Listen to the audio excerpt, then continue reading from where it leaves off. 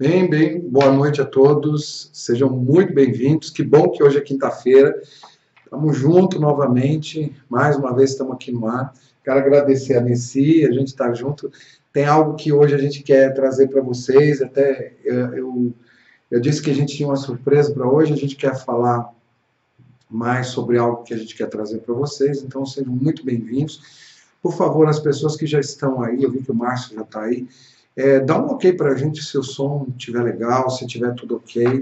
Só comenta aí se o som está legal, se está ok, para a gente já saber também, né? Se está tudo certinho, se está tudo funcionando aqui. Também queria avisar algo para vocês. Olha, nós estamos aqui com 2 computadores, como você pode ver. Eu estou ligado numa tela e a Nessi está ligada numa outra tela, né?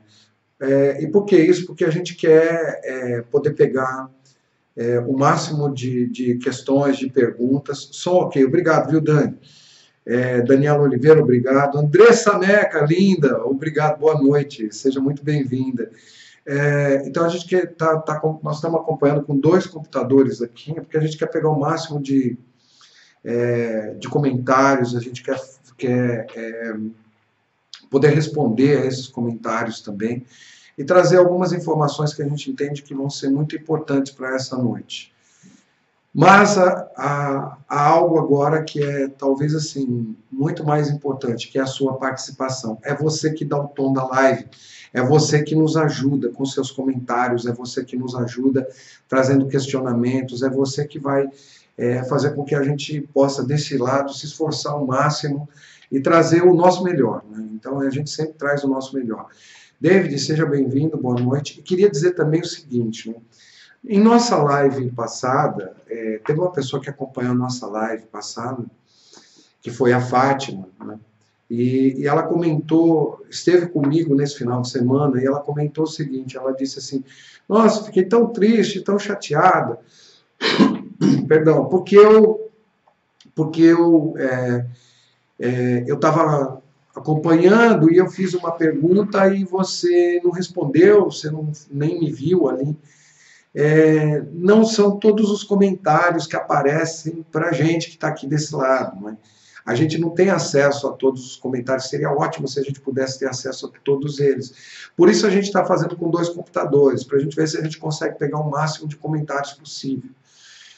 Então eu quero pedir para você o seguinte, não se economiza não, você vai comentar e se tiver, em algum momento você viu que a gente não respondeu, você comenta novamente, pergunta novamente, porque aí pode ser que ele caia aqui no nosso radar, caia na nossa rede e a gente consegue responder.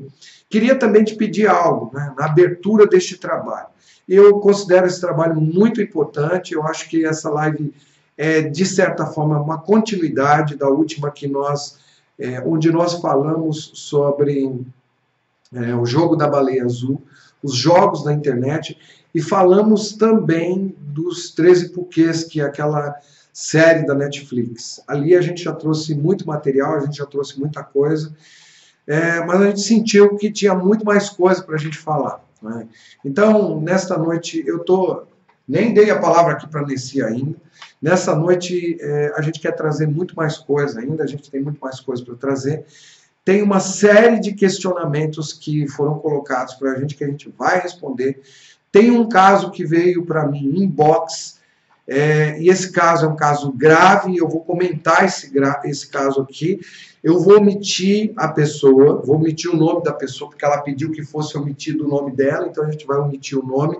Mas nós vamos trazer em linhas gerais, a gente vai trazer o caso, e a gente vai dar algumas dicas, e a gente vai falar algumas coisas que eu acho que vão ser importantes para a gente, dentro de toda essa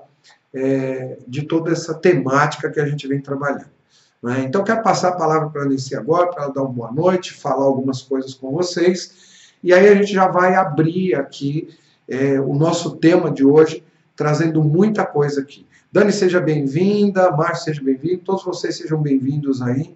E, por favor, compartilhem, né?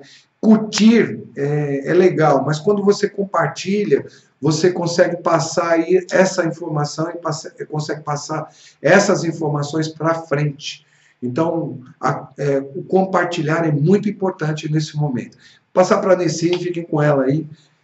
E aí, quando ela vai falando com vocês, eu vou anotando e vou vendo se já cai alguma coisa aqui, tá bom? Bom, boa noite. Primeiro, também quero agradecer a oportunidade, o novo convite de estar aqui participando, falando de um tema que é um tema que atinge muitas pessoas, atinge pais, atinge os filhos, atinge profissionais da educação. Então, é algo muito, muito sério, muito profundo. E quando a gente fala de bullying, a gente não está falando apenas da ação do bullying, da agressão, da vitimização do bullying, mas a gente está falando de vários assuntos que circundam o tema. Então, é a questão de relacionamento entre pais e filhos, a relação entre o casal, entre os pais, a relação das crianças, dos adolescentes dentro da escola, a relação dos funcionários, dos professores, coordenadores, diretores de estabelecimentos de ensino com os alunos. Então, quando a gente fala de bullying, não é propriamente o ato do bullying, mas muita coisa gira em torno. E as pessoas, por conta dessa quantidade de assuntos que envolvem, as pessoas ficam com muitas dúvidas sem saber se estão estimulando, se não estão estimulando, ou se estão conseguindo agir numa suspeita ou num caso concreto de bullying. Então, a nossa intenção aqui é falar sobre tudo isso que circunda o bullying e, claro, propriamente do bullying. Muito bom. Adriana, boa noite para você também. Seja muito bem-vindo. Espero que seja muito produtivo para todos vocês. Denis, seja bem-vindo.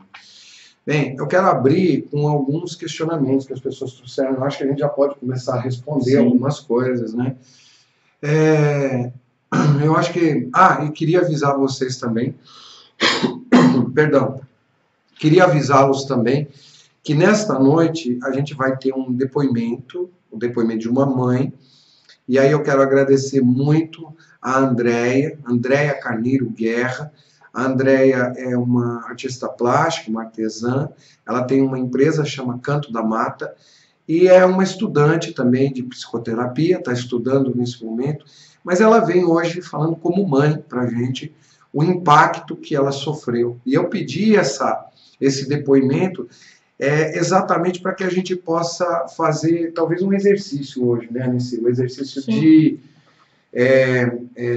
um exercício de empatia, da gente poder se colocar no lugar e sentir a gravidade daquilo que ela está trazendo. Ela tem 2 filhos que estudam num colégio, são 2 adolescentes ali que estudam num colégio, e nesse colégio, onde eles estudam, houve um caso de suicídio de um garoto de 17 anos.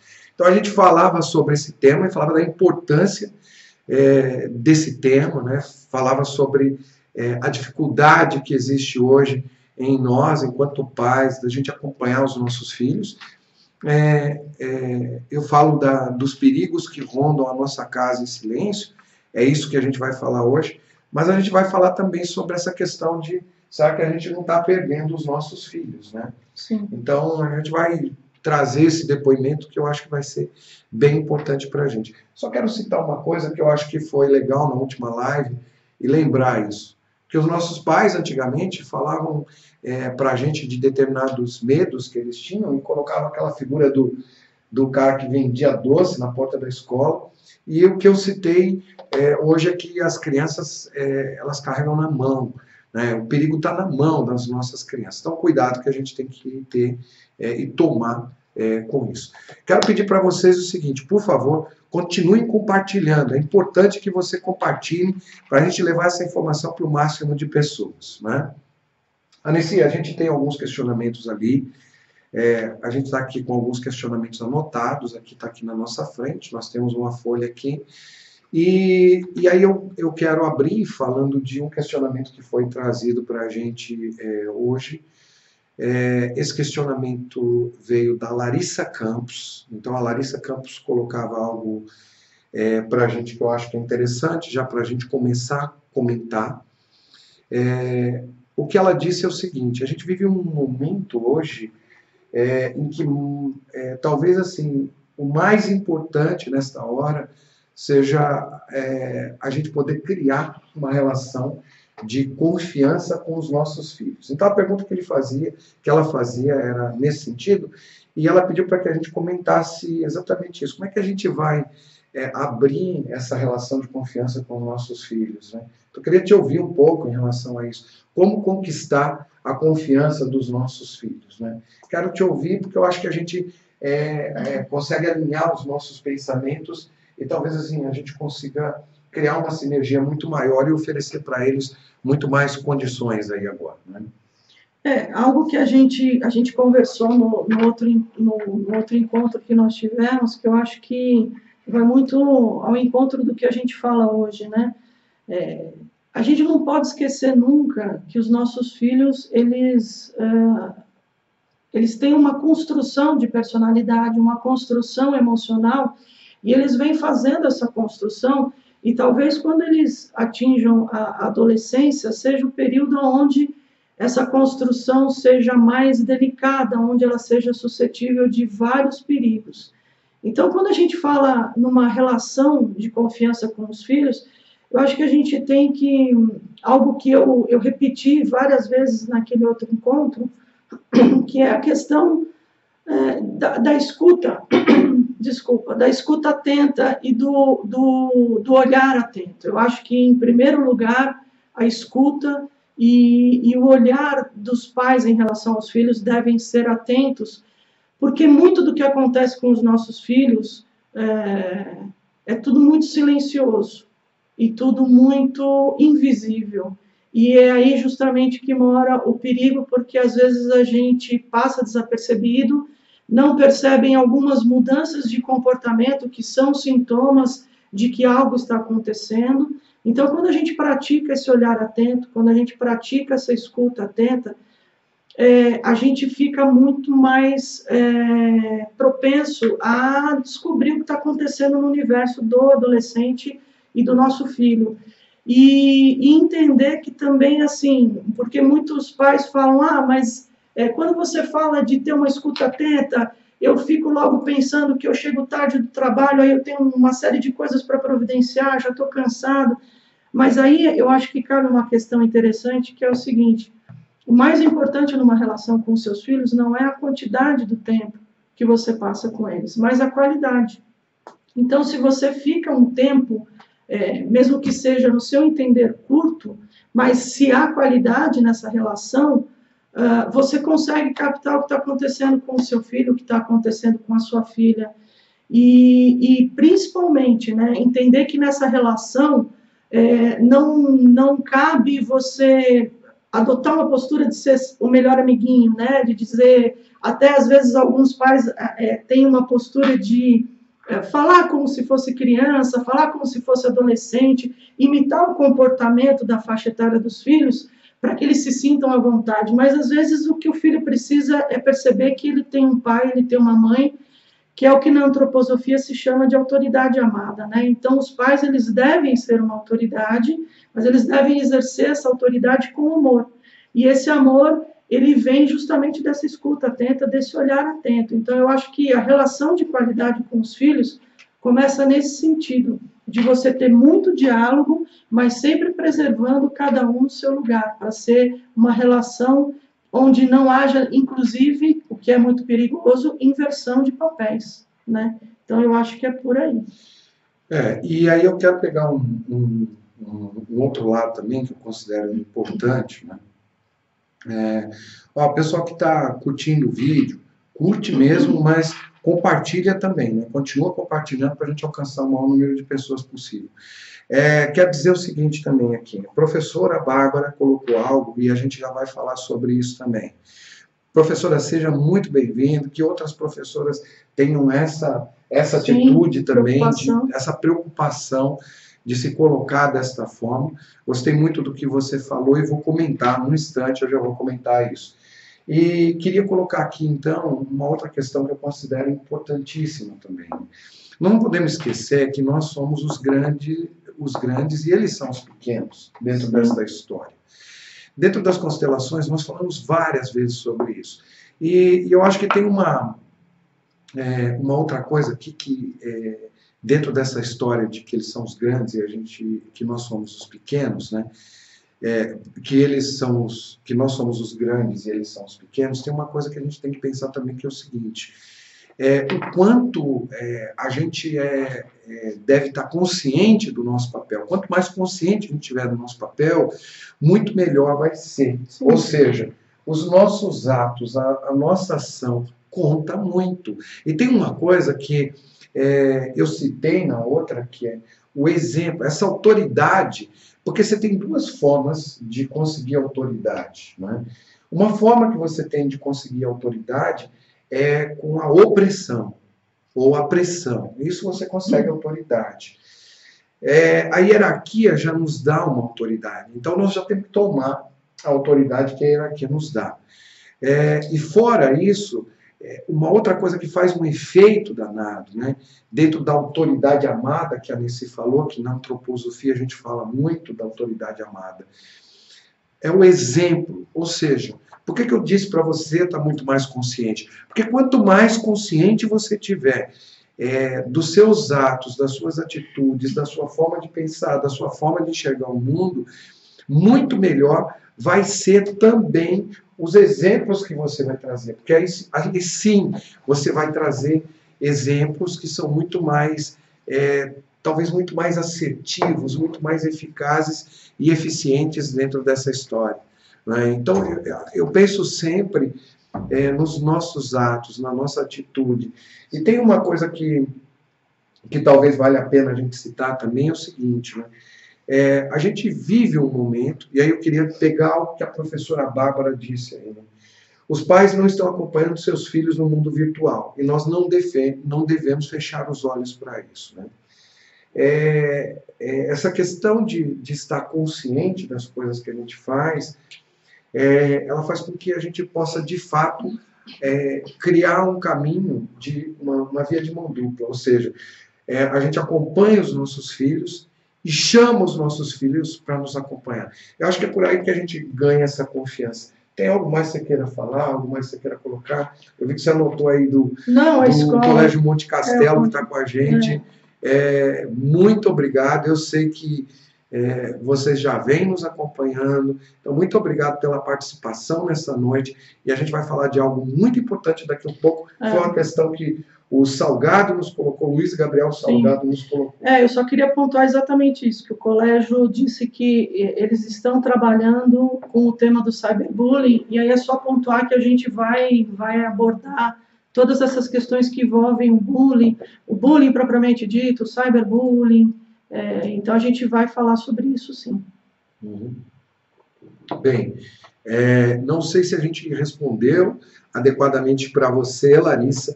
E aí eu quero seguir em frente com outros questionamentos que foram trazidos, né? A Cristina Osarias, ela traz para a gente o seguinte, né? Como orientar... Não, perdão. A relação entre os avós e os netos, né? Que ficam em casa. Porque muitas vezes, assim, os pais saem para trabalhar e deixam os filhos com os avós. Porque a gente fala muito de pais, né? E a gente esquece de olhar, muitas vezes, para o papel do avô. E outro dia eu me encontro com ela e ela deu uma cobrada nisso também e fez a pergunta. Eu acho que a gente vai... Inicialmente nós estamos respondendo as perguntas, depois a gente vai trazer informações para você que vão ser muito boas. Então só está começando a noite, mas a gente ainda quer trazer muita coisa. Então, os avós e os netos que ficam em casa, né? Como a gente pode lidar com isso? Primeiro a gente tem que entender que é o seguinte... Tem uma coisa que a gente fala dentro das constelações que eu acho que é muito bonito. Os bons passos que foram dados pelos nossos antepassados, eles vão ser replicados, né? Então a gente acaba seguindo, de uma forma ou de outra, a gente acaba seguindo os nossos avós, né? E acho que o grande presente que a gente dá para os nossos pais, talvez assim, a grande demonstração de gratidão que a gente dá, é a possibilidade deles viverem a maternidade agora sem tanta responsabilidade. Então, na verdade, eu sinto que é o seguinte, talvez uma coisa que eu pudesse falar para os avós é o seguinte, os avós não são os pais, eles são uma autoridade amada. Essa autoridade amada, ela deve permanecer imaculada para essas crianças, não é? e a gente tem que dar de direito a quem é de direito, né? Então, neste momento, eu penso o seguinte, né? Eu como pai, eu fui educado pelos meus pais me deram tudo que eles podiam, e certamente que eu desenvolvi outras ideias, outros pensamentos, fiz outras coisas, mas eu quero ter a chance de educar os meus pais. Então eu acho que é uma educação compartilhada, e nós vamos falar isso com os professores daqui a um pouco. A educação é compartilhada, então os tios, os avós, são extremamente responsáveis, são corresponsáveis dentro desse processo. Mas eu acho que a gente deve fortalecer a figura do principal responsável dentro do processo. E fortalecer significa o seguinte, vou dar um exemplo em relação à escola. Quando você está num ambiente escolar, porque os professores, quem são os professores? São aqueles, eu estou trançando as coisas agora, mas eu quero chegar num lugar. Os professores são aqueles para os quais eu entreguei uma responsabilidade enorme e o meu maior tesouro, que é o meu filho. Então eu deixei na escola. E eu disse para os professores, olha, você me ajude a educá-los. Então você tem essa responsabilidade, o professor tem essa responsabilidade. E quando eu deixo na casa dos avós, eu estou fazendo isso na casa dos tios, eu estou fazendo isso também. Eu estou dizendo assim, olha, me ajude a educar a nossa criança, é a nossa criança. Ele pode ser o meu filho, mas é a nossa criança. Então ajude a educar a nossa criança agora. E aí os professores, os avós, têm que reforçar essa responsabilidade que a gente tem. E reforça como? Primeiro, assumindo em determinados lugares, em determinados momentos, o papel que eles têm de uma autoridade. E depois de assumir o papel da autoridade, eu acho que eles podem nos oferecer também a possibilidade de que a gente tenha a última decisão, que a decisão final seja nossa. Ou seja, eles nos colocam como os principais dentro da história. Então, eles dão para os pais aquele poder que hoje é dos pais. E vão amar violentamente esses netos, vão amar violentamente esses filhos, esses sobrinhos, sobrinhos, e vão amar também os seus alunos. Porque, afinal de contas, os seus alunos são, de fato, a essência do seu trabalho.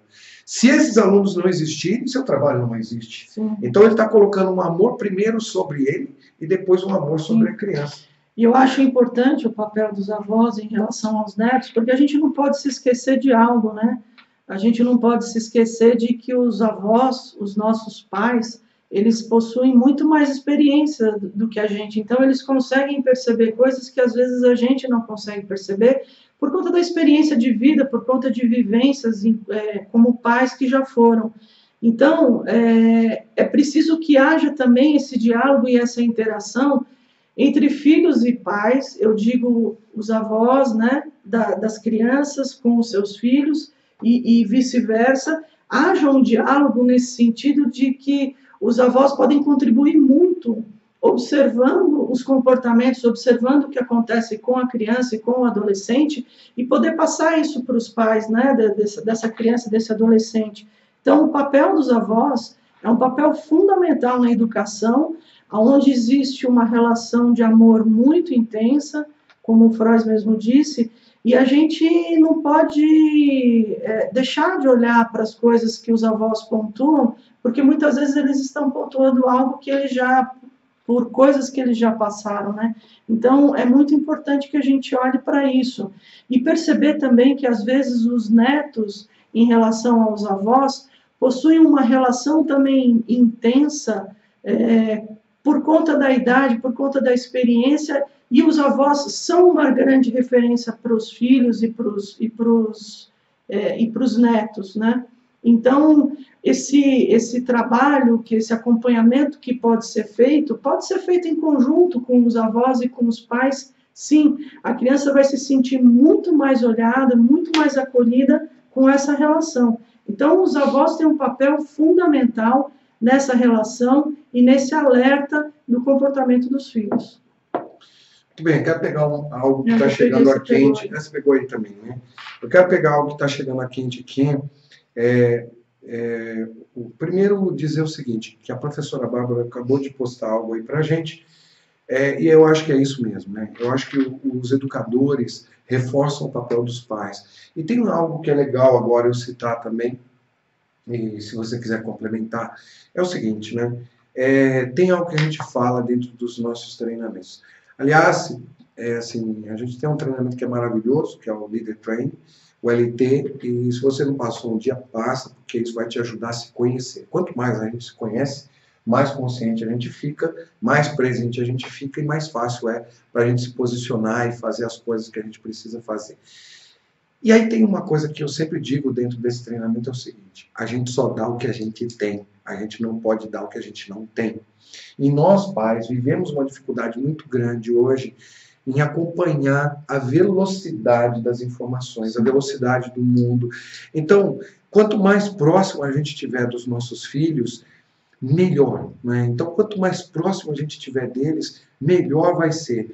Por quê? Porque é nosso dever acompanhá-los. É o nosso dever acompanhá-los. Então, a gente precisa acompanhá-los. E os professores talvez sejam uma grande ponte, os grandes facilitadores, né? Sabe, ela agora há pouco colocava algo para a gente, que era o seguinte: o quanto é difícil alguns pais acompanharem os filhos no mundo virtual. Mas o quanto é difícil alguns pais sentarem aqui do lado e dizer assim: me ajuda a montar o meu Facebook. Olha, como é que eu entro no Instagram? Eu faço com as minhas filhas. Outro dia eu fiquei sentado 1 hora com a minha filha. Minha filha tem uma filha de 22 e uma filha de 17. E aí fiquei 1 hora com a minha filha, com ela assim: me explica, filha, como é que a gente faz o Instagram? Como é que é isso? Como é que é aquilo? E deixa eu montar o meu Instagram, porque eu também quero acompanhar o que você põe no Instagram, né? Eu quero entender o que você põe no Instagram. Olha, elas participam do meu Facebook, eu participo do Facebook delas. E uma coisa que talvez a gente tenha que mostrar para os nossos filhos através do exemplo. E aí, sério, isso aí vai para casal, porque daqui a pouco a gente vai falar aqui sobre casal, e tem um caso que eu quero comentar, que é um caso gravíssimo. Eu já vou adiantar. No relacionamento de casal, o Michel perguntava se os conflitos conjugais ou as discussões fazem parte da família, que fazem parte da família, podem prejudicar as crianças. Tem um caso gravíssimo que a gente vai comentar já já, de uma criança pequenininha, em que ela diz assim: olha, eu quero morrer. Então, quando uma criança pede para morrer, alguma coisa está muito errada. Alguma coisa está muito errada. A criança deve pedir para viver e não para morrer. E aí a gente vai poder comentar esse caso, e a gente vai pegar isso, Michel, e aí eu vou te responder, dentro disso daí, eu vou te responder sobre isso. Tá? Mas aí eu queria te alertar sobre uma coisa também. Então, qual é o nosso comportamento enquanto pais? A minha pergunta é: o seu celular tem senha? Sua mulher sabe da senha? Sua esposa sabe da senha do seu celular? Você conhece a senha do celular dela? Meu celular está ali. Ele tem uma senha para as pessoas que são estranhas. Minha filha sabe a senha.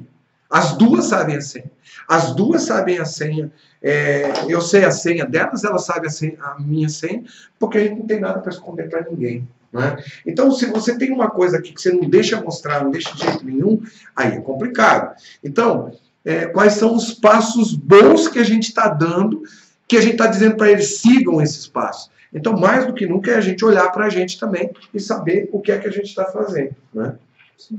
Então, vamos seguir em frente. Aí tem coisas aí para a gente ver ainda para caramba. Aí, né? A professora Bárbara está fazendo uma outra colocação aqui do quanto é importante trabalhar a autoestima, né? A preservação da identidade, o autorrespeito dos alunos.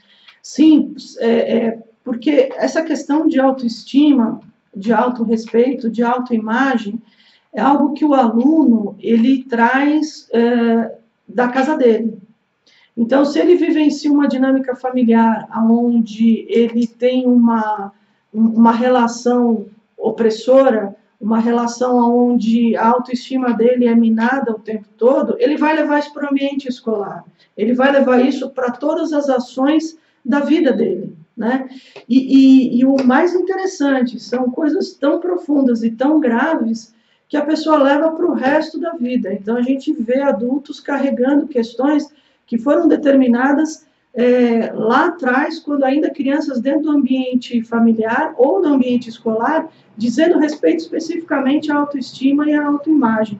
Então, sim, é muito importante trabalhar, porque o que acontece muitas vezes, os pais brincando ou conversando com os filhos, é sempre uma coisa assim: você não tira uma nota boa, você nunca vai tirar um 10, Você vai sempre ficar de recuperação. Você é burro, né? Você nunca vai passar de ano direto, mas você não tem jeito, não tem jeito. Você vai vender coco na praia.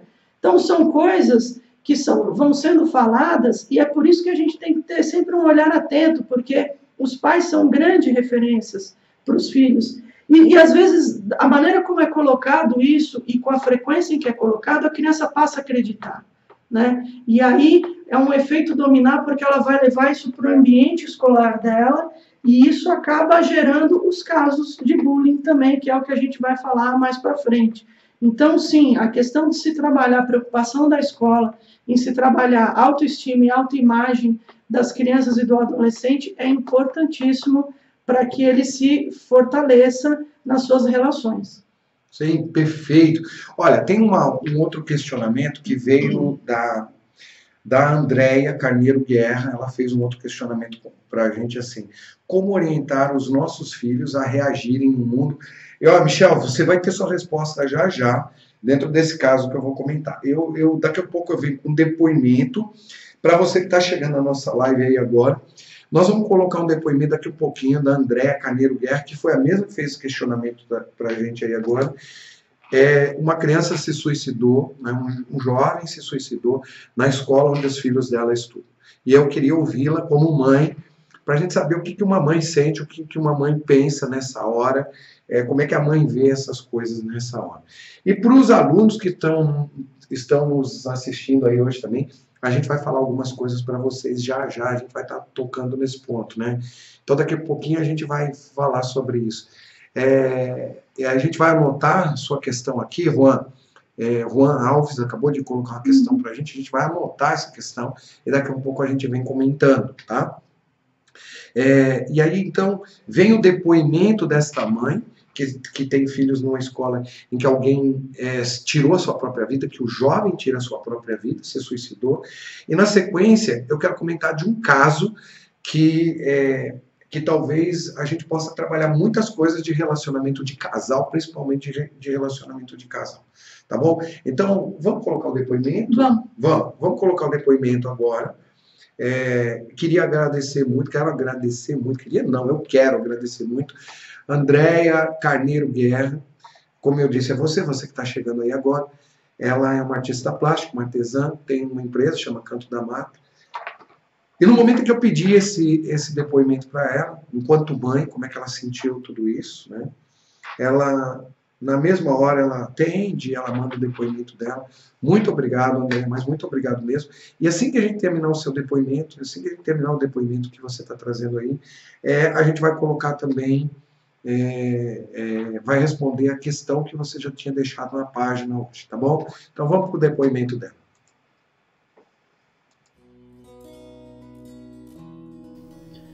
Olá, eu me chamo Andréa, sou mãe de 2 jovens adolescentes, a Ana Júlia de 13 anos e o Carlos Henrique de 16 anos. Eu conheci a Quatro Tempos em 2008 e de lá para cá, no decorrer desses 9 anos, eu venho me envolvendo, buscando, me trabalhando dentro dos produtos e das possibilidades que a empresa oferece e que hoje, assim, para mim já não se trata somente de uma empresa, se tornou uma grande família que busca se envolver e participar ativamente nesse processo de conscientização das pessoas, realizando assim aquela que é a sua missão, que é a de contribuir para um mundo melhor. E hoje o Frais me convidou para estar falando de uma experiência que envolve o tema que ele está abordando, com relação principalmente aos jovens, aos nossos filhos, e nós, como mães, pais, sociedade, como que a gente está olhando, percebendo e lidando, né, com isso que está acontecendo à nossa volta.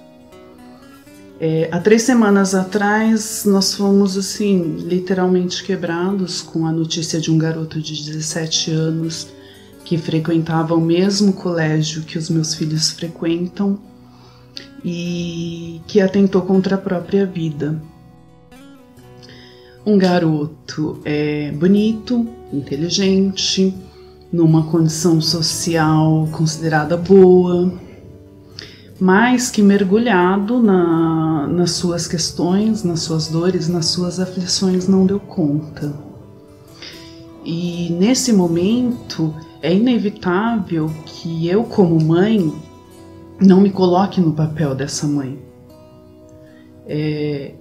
E também é inevitável que eu olhe para o meu filho, para os meus filhos, como jovens, como aquele jovem, e me questione, né, o quanto de fato eu estou presente, o quanto eu estou atenta, quais são esses sinais, como que é para eles lidar com a quantidade de informações e de exigências e de cobranças que o mundo coloca sobre eles e que nós, como pais, como família, também colocamos. Como eles, como jovens, tribos, colegas, crianças, amigos, como que eles estão se percebendo entre si? Como que eles estão se disponibilizando, se colocando, se sensibilizando e colaborando com o outro? Sabe, eu sinto que existe uma cobrança, e agora eu não estou só me referindo aos jovens especificamente, mas assim, de modo geral, existe uma cobrança que nós temos que mostrar uma felicidade, uma realização, uma imagem de vida perfeita para ser aceito, para fazer parte. Então hoje as pessoas comuns, eu, você, nossos filhos e a grande maioria das pessoas, elas estão passando a viver, elas estão vivendo um modo de vida como se fossem celebridades, artistas, cantores, atores, que têm que atender uma expectativa, a expectativa de uma imagem que os seus fãs, que hoje são seguidores, esperam de você, né? E todos nós bem sabemos o que acontece com a média, né, desses artistas que vivem uma imagem, que vestem uma máscara e abrem mão daquilo que verdadeiramente eles são. E daí, eu como mãe, como todas as mães, também não tenho uma receita, né, de qual é a maneira certa, né, como fazer, como proceder, o que eu devo falar, como que eu devo me colocar. Eu não tenho essa receita, né? A gente só aprende a ser mãe sendo mãe. E o que eu procuro é me colocar disponível, disponível para ouvir, para conversar, para discutir e mostrar para eles a importância de falar. Se não for comigo, que seja com alguém que eles confiem, mas que eles falem, mas que também eles possam ouvir, que eles ouçam, que eles perguntem, se coloquem no lugar do amigo, com um olhar mais amoroso, e façam ao outro somente aquilo que eles gostariam que fizessem a eles, que eles deem um tratamento, que seja um tratamento que atenda de forma como eles gostariam de ser tratados. E eu, como mãe, aprendiz que sou, imperfeita que sou, procuro ajuda também. Procuro ajuda para poder oferecer o melhor de mim para os meus filhos, seja na terapia, na escola, na troca com pais, educadores, nos treinamentos de autoconhecimento e desenvolvimento pessoal que a Quatro Tempos oferece. Eu ouvi recentemente uma frase em um filme que traz um garotinho como protagonista que dizia mais ou menos assim: ele, não é grande suficientemente para ser considerado homem e também não é pequeno para ser considerado criança. Então, assim, ele ainda não é considerado um homem, mas também não é mais uma criança. É uma frase que retrata bem essa fase do meio, né? Essa fase que é a adolescência, que, assim, a maneira como nós nos colocamos e colocamos cobranças em cima deles. A gente não os considera nem crianças, mas também não os consideram adultos. É uma fase, assim, de uma busca de identidade. Quem sou eu? O que eu quero? O que as pessoas querem de mim? Todas as mudanças físicas, hormonais, corpo e mente, emoções, sentimentos, estão intimamente ligados. É um conjunto de algo único. E como eu disse, a gente aprende a ser mãe sendo mãe, mas nós já fomos filhos e adolescentes. Então, isso nos ajuda a compreender e a atuar de uma maneira mais compreensiva e afetiva. E com o plus, né, de uma maturidade que nós não tínhamos naquela época. Então, o que eu posso dizer é que a minha busca como mãe é oferecer o meu melhor. Oferecer o meu melhor, fortalecer meus filhos, sensibilizá-los, mostrar que os conflitos que eles vivem também são os conflitos que eu vivi. Os conflitos dele também são os conflitos do outro. E que eles não são diferentes, mas que eles também não têm que ser iguais, né? Que eles sejam eles, somente eles. E que eu vou estar aqui sempre, né? Que eles tenham essa certeza de que eu estou aqui para ajudar nesse processo de construção deles. E a perda desse garoto tão próximo me fez perceber quanto todos nós estamos sujeitos, quanto isso é presente e real, né? É presente, muito real, mas muitas vezes é silencioso. Então, assim, não se economizem. Eu procuro não me economizar em conversa, no carinho, no amor, na presença. Façam seus filhos se sentirem amados, importantes, importantes para você, importantes para esse mundo, né? A importância deles para o outro, a diferença que eles podem fazer na vida do outro.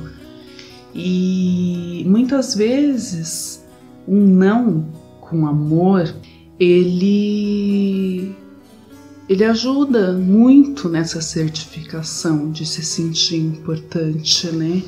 Um não às vezes pode fazer essa criança se sentir importante, perceber a importância que ele tem na sua vida, nesse mundo que eles vivem e na vida de outras pessoas, de outros colegas. Eu acho que é isso, né? A gente vai descobrindo o caminho no caminhar. E é isso que eu faço e procuro fazer da melhor forma possível, sempre.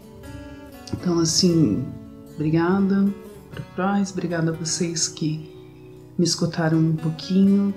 As minhas aflições são também aflições de vocês que estão aí do outro lado e que a gente possa perceber que, assim, esse não é um problema meu, não é um problema seu, não é um problema do vizinho, é um problema de todos nós, é uma questão, né? É uma questão de todos nós.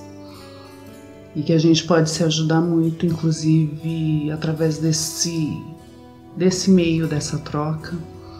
Parabéns para a Frois, que tem promovido, né, essas discussões e permitido que a gente possa discutir entre a gente, compartilhar e se ajudar.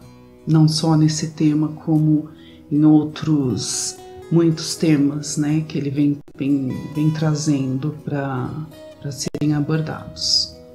É isso. Obrigada, beijo, boa noite a todos vocês.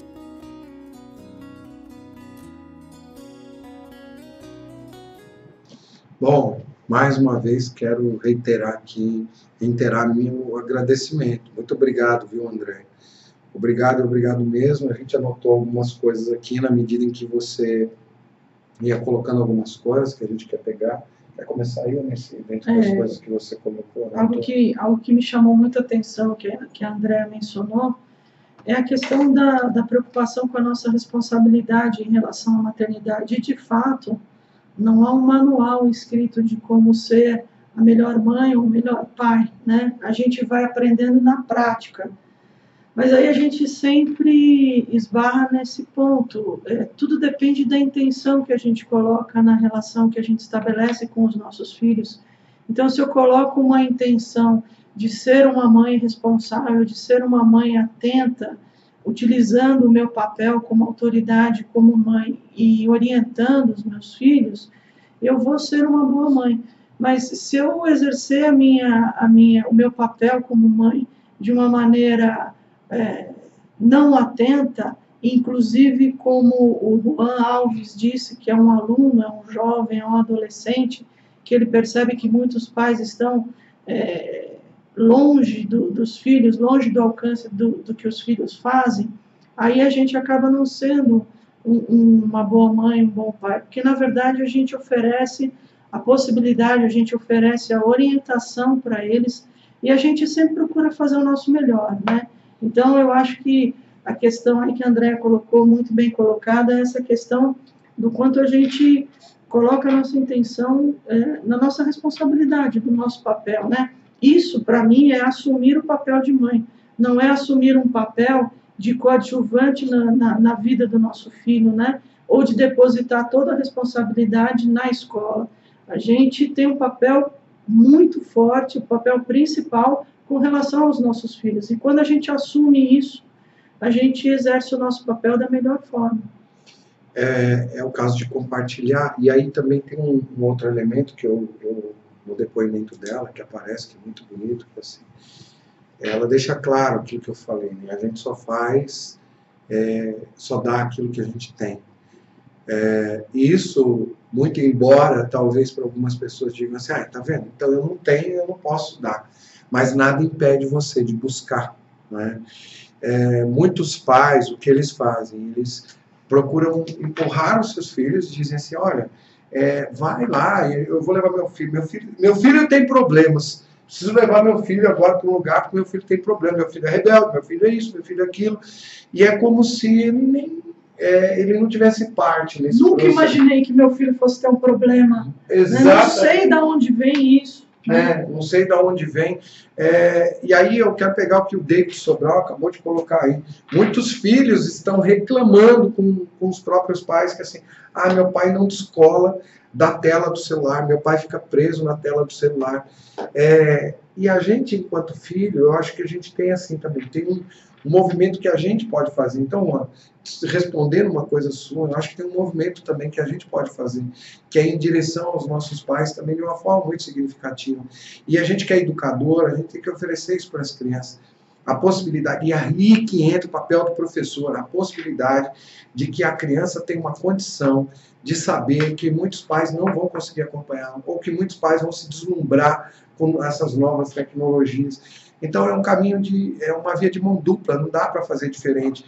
E aí eu também queria citar, assim, antes de responder o questionamento da André, que a André colocou ali, então veja, não adianta você falar, meu filho, vou botar meu filho para fazer terapia. Vá você também fazer terapia. Sim. Aí, sabe, algumas pessoas dizem, mas terapia é caro, terapia é difícil. Olha, tem uma série de faculdades de saúde, faculdades de medicina, que oferecem, faculdades de psicologia que oferecem terapia gratuitamente. Então basta que você procure, leve o seu caso e você vá procurar uma ajuda. Como é que você vai ajudar alguém se você não se ajudar também? Então nós temos uma responsabilidade, como a Nancy disse, que é a gente também ir atrás de algo, a gente também buscar algo, né? Eu vou citar rapidamente depois uma questão minha, que foi, assim, tem um momento que a gente vai procurar ajuda, a gente não sabe tudo, né? Não adianta. Então a gente também pode buscar ajuda num determinado momento, né? Então eu acho que isso é importantíssimo, que a gente tenha essa noção. E aí eu queria também citar aqui algo que a Andréa Langoni está aqui. Boa noite, obrigado, seja muito bem-vinda, que bom. Ela diz, as vivências em grupo, aulas visando especificamente o autoconhecimento, o gerenciamento das emoções, os conflitos nas escolas, poderiam fazer uma imensa diferença na vida das crianças e dos jovens. Sabe, tem uma coisa que acontece nas escolas hoje, os professores que estão aí me falem, né, mais do que ninguém, vocês é que devem saber disso. A escola, já há muito tempo, ela tem trabalhado com temas transversais.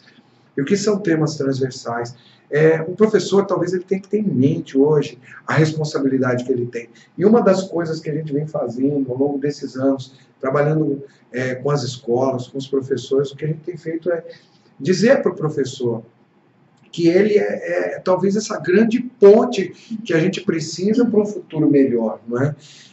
Não basta que apenas a gente busque algumas coisas, mas a gente também tem que entregar algumas coisas. Então a gente confia muito nos professores, e os professores talvez tenham que ser essa grande ponte, nos ajudar, e dentro dos temas transversais, trabalhar com essas crianças, né?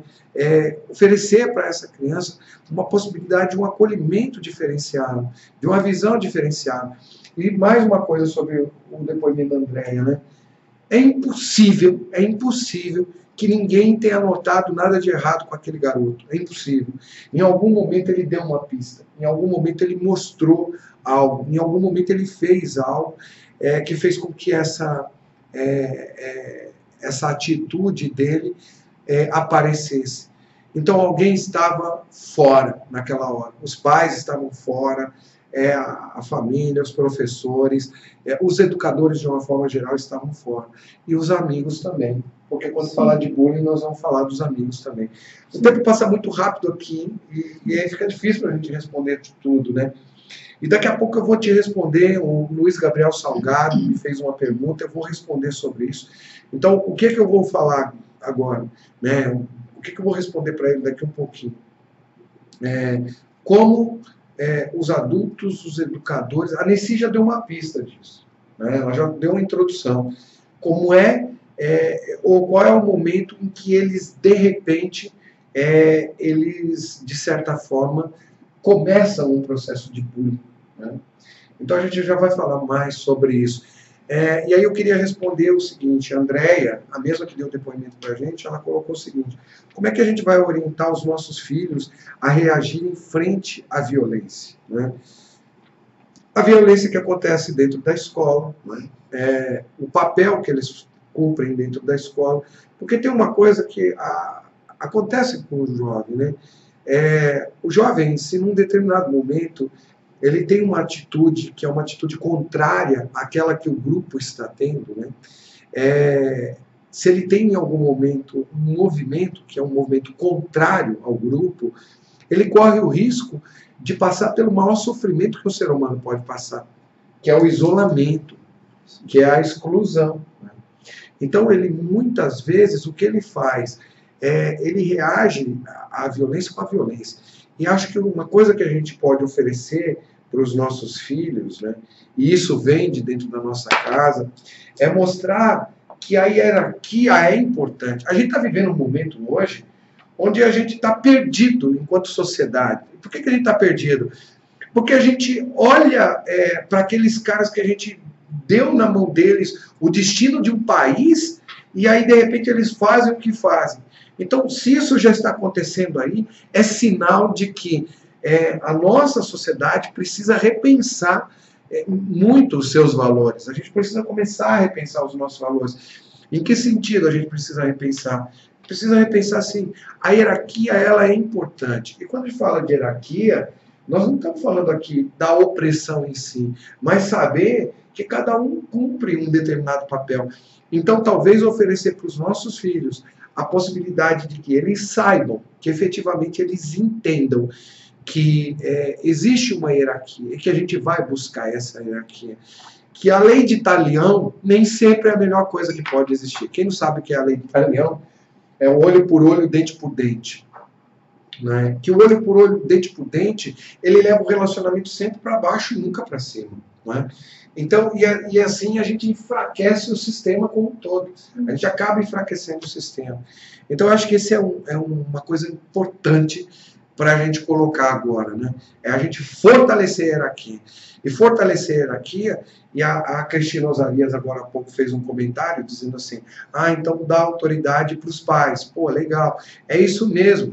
Então a gente também tem que fortalecer o papel do professor. Porque sabe o que acontece? O aluno chega em casa, e aí tem um outro lado, né? A gente tem que olhar para isso. O aluno chega em casa e diz assim, meu professor falou isso.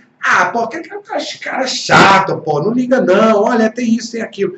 Não, pelo contrário, a gente vai lá, vai entender, vai saber o que está acontecendo, a gente vai procurar entender o que está acontecendo, e a gente vai fortalecer o papel do professor, fortalecer o papel da escola, e vice-versa. A escola fortalecer o papel dos pais. Sim. Então a gente precisa se unir, a gente tem um ponto agora onde a gente deve se unir. É exatamente isso que a professora... Eu preciso só acertar um negócio do fio aqui, eu vou dar uma saidinha do ar, 2 minutos, e a Nessi vai comentar algumas coisas aí com você agora. Tá. Peraí, já volto. É o que exatamente que a professora Bárbara está falando, né? Que os pais precisam perder a ideia de que é a escola que irá cuidar dos filhos. De fato, é o que a gente busca dizer sempre, né? É uma educação compartilhada, né, professora? Porque a orientação de casa e a orientação da escola. Mas quando a comunicação da escola com o lar ou do lar com a escola está interrompida, de fato essa orientação com os jovens não existe, né? E o que a gente percebe também é uma dificuldade no diálogo com os pais e com a escola, muitas vezes porque os pais são chamados para reuniões ou são chamados até para eventos dentro de escolas. A gente faz trabalhos em escolas e a gente percebe, às vezes, o quanto é difícil a escola, ela divulga o evento, ela divulga que vai existir uma palestra, que vai acontecer uma palestra, vai acontecer uma conversa com profissionais, e poucos pais comparecem, né? E aí os pais alegam que não é falta de interesse, é falta de tempo, e aí também a gente vê o outro lado, muitas vezes, algumas escolas dizendo, não, a nossa função aqui, a gente só tem responsabilidade aqui dentro, da porta para dentro e não da porta para fora. Mas, na verdade, o que a gente está dizendo é que existe sempre um convívio compartilhado, não dá para separar a escola das crianças, os pais dos educadores.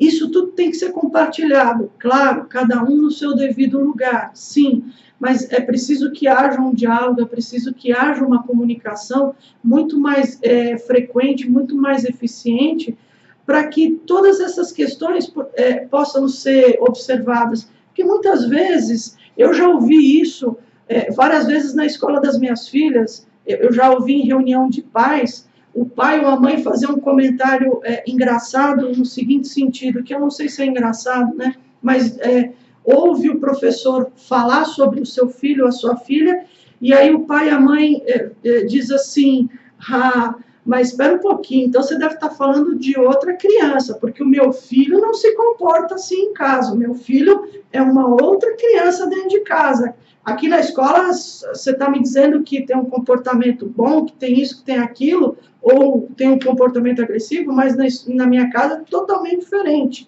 E quando existe essa observação, os pais dizem o seguinte, se o comportamento é diferente em casa e na escola, é porque o problema está na escola, não está comigo. Eu estou fazendo a minha função direitinho. E muitas vezes a escola fala, se o comportamento é diferente, tem algo acontecendo em casa. Eu acredito que os dois casos são verdadeiros, as duas coisas acontecem, né?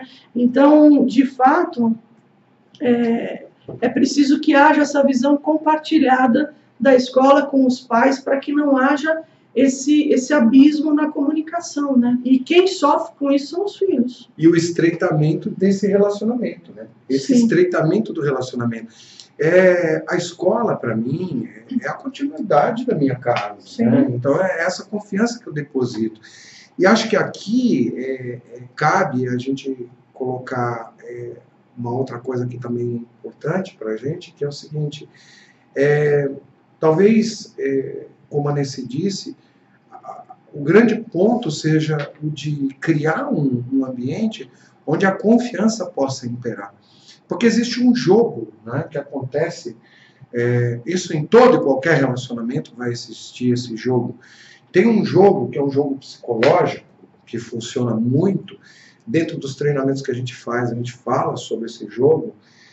Esse jogo, ele funciona de que maneira? Ele funciona da seguinte forma. Existem 3 papéis dentro de um jogo. Um dos papéis dentro do jogo é o seguinte, é o da vítima, né? O outro papel é o do salvador. E outro papel dentro do jogo é o papel do perseguidor ou do algoz. Então, quando o jogo está estabelecido, alguém começa a se encaixar dentro do papel. Então, uma das coisas que a gente deve mostrar para os nossos filhos é que não existem vítimas, né? Existe sim a verdadeira vítima, mas que existem determinados jogos em que aquela vítima ali não é assim, né? E que o professor não é o algoz. Assim como o professor também tem que buscar nos pais não uma diferença, mas ele tem que buscar nos pais qual é o ponto onde eles vão se igualar e a partir de onde eles vão poder caminhar. Eu acho que isso é legal, né? E eu acho que nessa questão de jogos que você coloca, é importante observar que qualquer que seja o papel assumido de algoz, ou de vítima, ou de salvador, há uma intenção de se buscar algo ao assumir esse papel. Então, isso é algo que a gente também vai falar mais para frente, mas principalmente a gente não pode ter preconceito em relação ao papel do algoz, do perseguidor. Existe algo no agressor onde ele está gritando algo, né? Ele está pedindo algo, ele está sinalizando algo com esse papel, o salvador também, a vítima também. Então a gente precisa olhar sempre com o pano de fundo que está nessa relação, nesse papel que a pessoa está exercendo dentro desse jogo psicológico. Ou seja, existe um objetivo por trás daquilo. Existe um ganho secundário, né? Muitas vezes, e principalmente o algoz, que é aquele que tem uma relação mais agressiva, talvez até mais nítida, ou não, mas ele está gritando algo, ele está pedindo ajuda, ele está sinalizando que algo não está bem, e muitas vezes ele não sabe como fazer isso, e ele acaba indo para um papel de algoz, um papel agressivo, que acaba virando o protagonista do bullying, que é o agressor, né? Mas a vítima também, e o salvador também. E aí, que é algo que você já mencionou, que nós vamos falar mais para frente, os observadores disso, né? Exatamente. Ó, tem um caso que eu fiquei de responder, uma pessoa falou comigo no inbox, e eu disse que falaria algumas coisas sobre isso. É um caso grave, então preste bastante atenção nisso aí você agora, é um caso muito grave, e esse diz respeito ao relacionamento de casal, né? A gente falou de relacionamento de pais e filhos, pouquíssimo, falando de relacionamento de pais e professores, ou seja, entre parceiros iguais ali, e a gente vai falar um pouco do relacionamento de casal agora, e a importância do relacionamento de casal. E é nesse momento em que a gente vai dar uma resposta para o Michel, espero que ele ainda esteja conosco aí, né, que esteja nos acompanhando aí, que a gente vai dar uma resposta dentro daquilo que ele colocou. Então eu quero trazer esse caso para vocês, porque eu acho que ele vai ilustrar para a gente uma série de coisas. Bom, uma pessoa hoje entrou no inbox e me deixou a seguinte, a gente trocou muitas coisas, obviamente, mas em linhas gerais a história é a seguinte. Ela e o marido viviam um processo ruim entre eles, né? Estavam vivendo uma diferença muito grande. E aí eles acabaram, ela vive um momento de transição, que é um momento onde ela está mudando de casa, está mudando de trabalho, está separando do marido e etc. Boa, Michel. Está se separando do marido E aí, nesse momento, quem sofreu com tudo isso? A criança sofreu com tudo isso, né? E aí, o que acontece com essa criança? Então, nós estamos falando de uma criança pequena, tá? Não é uma criança, não tem mais do que 7 anos de idade. Uma criança pequena que diz para a sua mãe o seguinte, né? Eu tenho vontade de morrer, eu quero morrer. E aí ela pede até que a mãe cortasse lá a rede de proteção da janela e jogasse ela pela janela. Então vamos pegar, olha, a criança pediu que a mãe cortasse a rede de proteção e jogasse ela pela janela. Tem uma coisa que aí eu acho que vale a pena falar sobre relacionamento de casal. Vou pegar os bonecos, falei que não ia pegar, mas vou pegar os bonecos, né? Vamos ver aqui se dá pra gente enxergá-los aqui, né? Vamos colocar eles aqui. Num relacionamento de casal, a gente sempre pensa, então vamos olhar para os bonequinhos aqui, ó, e vamos olhar para a criança aqui no meio, né? Então tá aqui a criança. Num relacionamento de casal, a gente sempre pensa o seguinte, a gente sempre pensa que somos só nós dois. E não é verdade. Atrás do homem tem um monte de gente. Quem é esse monte de gente? É a família dele. Atrás da mulher tem um monte de gente, que é a família dela. Então, quando a gente vai para um relacionamento de casal, a gente já vai cheio de exigências. Eu exijo coisas dela, ela exige coisas de mim. Nas constelações tem uma frase que é maravilhosa, que diz o seguinte, né? Quando um homem vai em direção a uma mulher, o que esse homem busca? Ele busca uma solução para a sua família. Quando uma mulher vai em direção a um homem, o que ela busca? Uma solução para a sua família. Eu, durante muito tempo, não entendia isso aí, não. Eu não sabia lá como é que funcionava. Mas depois fica claro para mim o seguinte, as coisas boas que aconteceram na minha família eu quero replicar. As coisas ruins eu não quero nem saber. E muitas vezes eu me deixo levar por isso e nem fico preso numa experiência do passado. E qual passado? Passado da minha família, e não dou uma chance de que a gente possa crescer. Entre nós aqui a gente acaba não crescendo, né?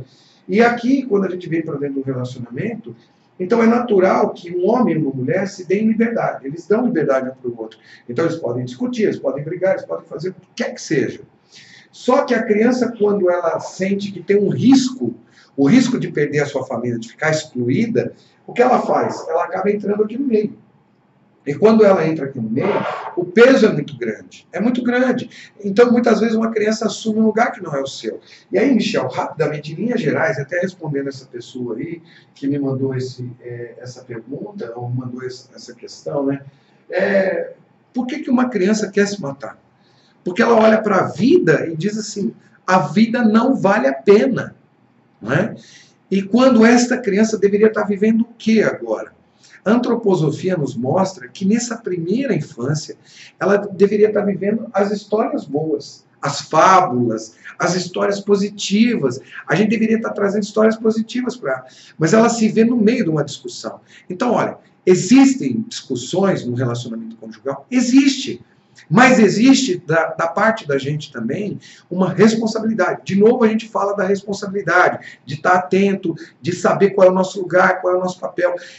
Você vai discutir com a sua esposa? Vai discutir com a sua esposa. Você vai discutir com o seu marido? Vai discutir com o seu marido. Mas como, quando e onde você vai fazer isso? Será que você não consegue poupar as crianças nesse momento? Obviamente que a gente poderia poupar.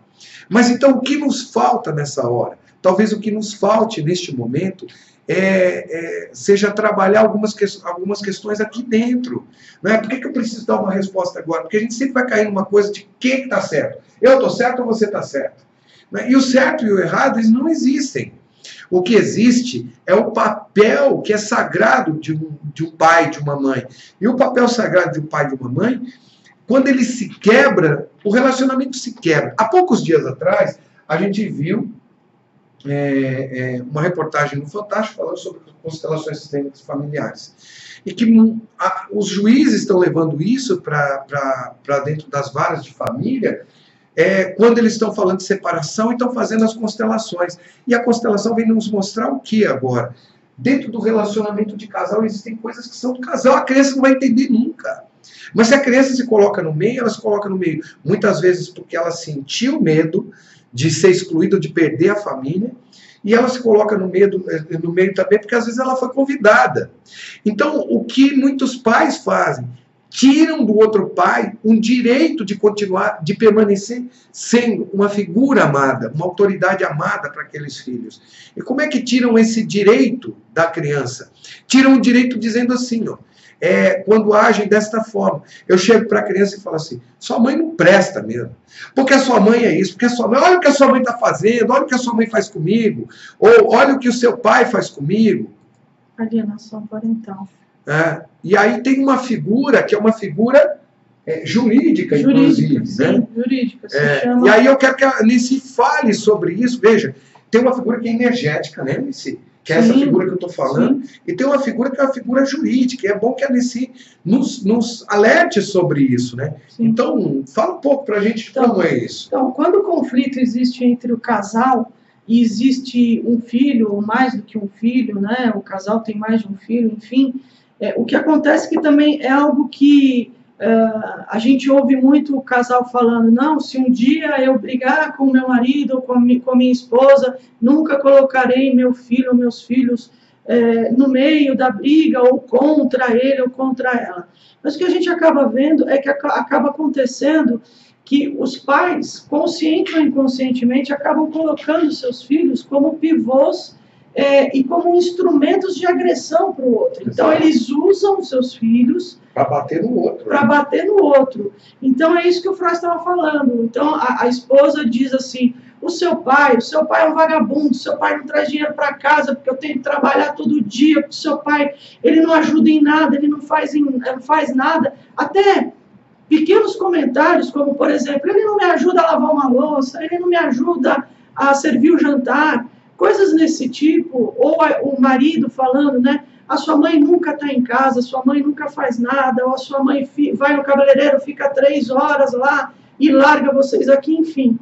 Essas críticas que são feitas um para o outro, para a criança, tem uma figura jurídica chamada de alienação parental, né?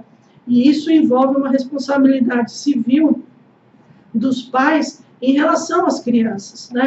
E essa relação, essa alienação parental, que tem um nome jurídico, na verdade quer dizer exatamente que a criança está sofrendo um conflito emocional muito grande, porque o que vai acontecer primeiro, ela vai sofrer com a briga, ao assistir a briga dos pais, e segundo, ela vai olhar para aquilo e vai se perceber na seguinte posição, será que eu tenho que defender meu pai? Será que eu tenho que defender a minha mãe? Mas se eu defender o meu pai, eu vou me sentir culpado em relação à minha mãe e vice-versa. E isso vai gerar um conflito muito grande e a criança não vai saber o que fazer. Então, ela vai acabar carregando um peso, ou ela vai assumir, de fato, a defesa de um dos dois, e isso vai gerar uma raiva muito grande, porque se eu entendo que a minha mãe é o algoz e o meu pai é a vítima nesse conflito, eu acabo tendo uma raiva muito grande da minha mãe e eu acabo querendo ser o salvador do meu pai, mas eu sou apenas uma criança, né? Então, isso é algo muito difícil da criança e sério de lidar, porque a criança não sabe o que fazer, ela ama os dois, ela tem uma relação, um vínculo absurdo com os dois e ela se vê no meio de um conflito que ela sequer entende. Então, esses conflitos conjugais, claro que eles existem e eles vão existir, mas, de novo, se cada um se colocar no seu lugar, essa exposição do conflito pode ser preservada no seguinte sentido: o casal vai resolver isso entre eles, sem que os filhos percebam, porque não para esconder ou não para fantasiar um mundo maravilhoso, um mundo fantástico, mas no sentido de que os problemas de adulto, de casal, são resolvidos entre os adultos e entre o casal. E a criança, ela não tem que carregar isso, nem assumir partido de um ou de outro. Então, eu acho que é mais ou menos disso que o Michel estava falando. E aí tem uma coisa que talvez seja legal da gente trazer também, é o seguinte. A gente falou o seguinte, né? Não vamos tirar a autoridade, avós, não tirem a autoridade dos pais. Então, os avós não tiram a autoridade dos pais. Professores, não tirem a autoridade dos pais. Pais, não tirem a autoridade dos professores. Cada um tem a sua própria, o seu próprio campo de autoridade. E a gente tem que respeitar esse campo de autoridade. E aí o que acontece dentro da casa muitas vezes, né? A gente vai ter diferenças entre a gente. No nosso relacionamento a gente vai ter diferenças. É natural que a gente tenha diferenças. Mas quando a gente desautoriza um na frente do outro. Quer ver? Um exemplo é o seguinte, quando uma criança vem te perguntar algo, ela pode estar fazendo aquele jogo psicológico, né? Então ela pode fazer um jogo psicológico. Então ela vem para você e diz assim, olha mãe, eu já falei com o pai sobre tal coisa, e ele falou que está tudo bem. E o que você diz? Você não sabe o que aconteceu. Então a gente não pode tirar a autoridade do pai. Então você diz assim, olha, essa é uma baita dica, hein? O que você vira? Você vira para a criança e diz assim, ok, então eu vou falar com seu pai e depois a gente conversa. Sempre faça disso uma rotina de viver essa autoridade compartilhada também. Então, determinadas situações, lógico você vai falar para o seu filho, não, vai, pode fazer, pode isso, pode aquilo, mas tem determinados momentos em que a gente tem que respeitar a autoridade do outro. Às vezes a gente vê o pai assim, uma mãe que tá querendo ensinar algo para o filho, e o pai, larga aí, deixa assim, ele tem o direito de fazer. Isso é uma coisa para vocês discutirem num outro ambiente, de uma outra forma. Aquilo que é a diferença de vocês é a diferença de vocês. Isso não cabe às crianças. Não cabe às crianças. Porque senão, o que a criança faz? A criança diz assim, quem eu vou respeitar? Eu não devo respeitar ninguém. E acaba tomando um peso muito grande, um peso que não é dela. Então, para essa mãe, né, a minha pergunta é a seguinte, onde ficou o pai nesse momento? Quer ver uma outra coisa que acontece também, que é muito complicada? É o seguinte, tem aqueles pais que desde pequeno, eles trazem os filhos para dormir na cama. E às vezes chega num determinado momento, ele pega, a criança está na cama, fala para o pai, dorme na cama dela, tadinha, não vamos mexer com ela aqui agora. O que nós estamos fazendo nessa hora? Nós estamos cedendo o lugar para o outro. Sim. Entende? Então a gente tem que tomar um cuidado com determinadas coisas para a gente não criar isso dentro da nossa própria casa. Sim. Então esse aqui é um cuidado, né? Esse caso eu queria falar sobre isso. E em relação ao casal, eu queria dizer o seguinte, né? Como é que vocês têm lidado também com a intimidade de vocês, né? Para esse casal. Então, como é que você lidou com a intimidade? Qual foi o momento em que, de repente, esse homem se sente aviltado dentro do processo dele e acaba separando, as coisas acabam separando? Aqui não cabe para a gente julgar, cabe para a gente entender o que acontece dentro de um processo. Tem mais coisas dentro dessa história que eu não posso falar aqui para vocês da forma como foi colocado em box para a gente. Então, estou falando meio por entre os dentes, você sabe que é para nesse eu falei tudo. Né? Então, talvez tenha outras coisas que eu tenho que complementar depois para essa pessoa. Sim, a Elaine deixou uma questão aqui. O que dizer de uma mãe que revela a uma criança de 11 anos a queima-roupa que seu pai é homossexual e se relaciona com homens? É considerado alienação parental também? Elaine, dentro do contexto, precisaria avaliar o contexto, né? Mas se é um contexto preenchido de preconceito, no sentido de que seu pai é um homossexual, ele no sentido pejorativo, sim, isso é considerado alienação parental. Qualquer comentário ou qualquer acusação objetiva e direta que diga respeito a procedimentos, ações, palavras que o outro tenha feito que seja amoral, sim, é considerado alienação parental. Até coisas leves, como eu disse, como o seu pai não lava a louça, o seu pai não me ajuda, eu fico aqui sozinha, não faço nada, ou a sua mãe não me respeita, não me dá autoridade. Qualquer comentário que seja no sentido de denegrir a imagem do outro para a criança é considerado alienação parental. Então, nesse caso específico que você falou, Elaine, é sim considerado uma alienação parental, sim. E aí, consequências graves em termos jurídicos também. Sim, isso pode ser colocado juridicamente, pode ser questionado, porque o juiz ele precisa preservar a integridade física e moral da criança. Então, se ele tem a acusação de que um pai ou uma mãe está cometendo alienação parental, ele precisa tomar atitudes para preservar a integridade da criança. Aí eu acho que a gente vai para aquele ponto que o Luiz Gabriel Salgado já tinha colocado com a gente, né? Eu tinha colocado anteriormente uma questão, e acho que essa questão se liga a essa que ela acabou de colocar aqui. Ele acabou de colocar aqui, ó. Flávia Nessi, perfeito tudo o que estão colocando. Penso que dentro desse limite do respeito cabe, falando como alguém que vive diariamente em escola, aos educadores tomar cuidado de não fazer juízo acerca da família dos alunos. Isso, quando levado ao extremo, tem nome: teoria da carência cultural. Tem efeitos devastadores. Exatamente por causar um desequilíbrio nesses espaços que precisam ser conservados, como vocês mesmos disseram. Infelizmente, é uma das coisas que mais acontecem no discurso de educadores, nos bate-papos na sala dos professores. Para mim, é algo muito sério.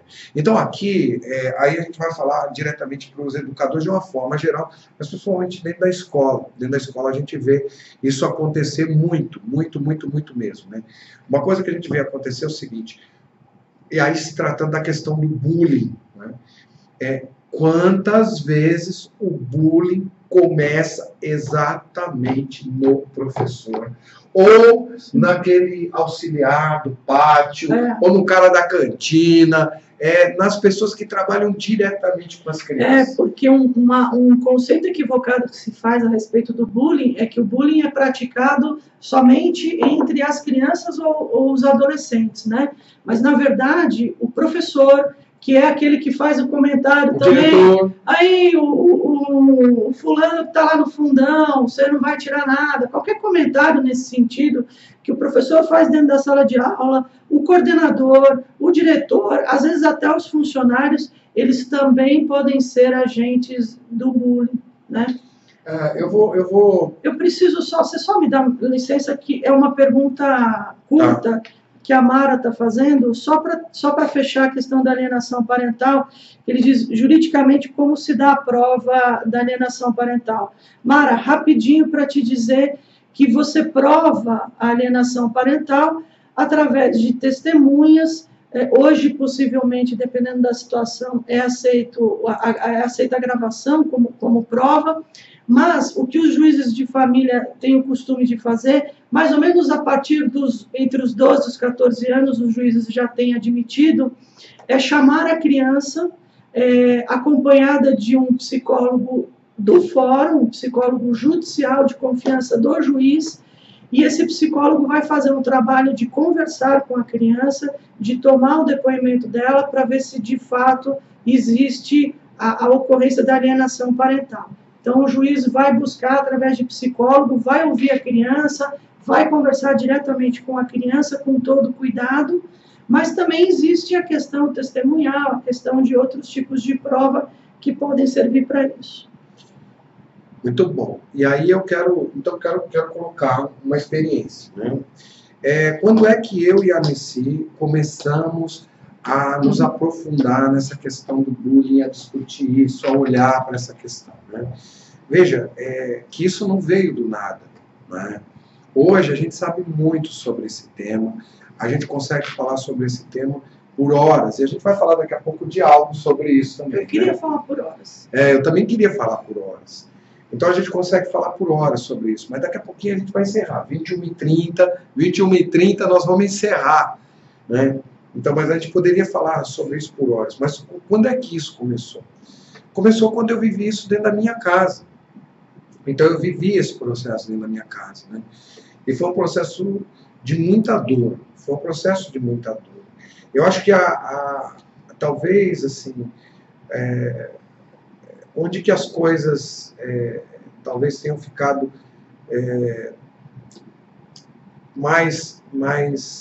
talvez assim, mais tranquilas da gente resolver. Tranquilo não foi, né? Não foi tranquilo de jeito nenhum. Mas por onde que a gente conseguiu sair? Como é que a gente começou isso? Pelo relacionamento que eu tenho com a minha filha, né? Então o relacionamento que eu tenho com a minha filha é um relacionamento muito bom. E quando ela começou a sofrer um processo de bullying e de cyberbullying, e aí tinha a ver com cyberbullying também, quando ela começou a sofrer tudo isso, eu fiquei desesperado, porque eu não sabia o que fazer, eu não sabia das leis, eu não sabia como me proteger, eu não sabia como cuidar daquilo, eu não sabia exatamente o que eu podia fazer, né? Eu não sabia o que podia fazer. Mas aí eu corri atrás, e o primeiro passo que eu fiz, o primeiro passo que eu dei foi correr atrás de ajuda, né? E naquele momento a Nessi me ajudou muito com os conhecimentos dela na área do direito. E aí a gente foi pesquisar tudo que a gente podia, a gente passava madrugadas, analisando várias coisas, sabendo de várias coisas, e a gente tomou todas as ações necessárias, e a gente aprendeu muito naquele momento, né?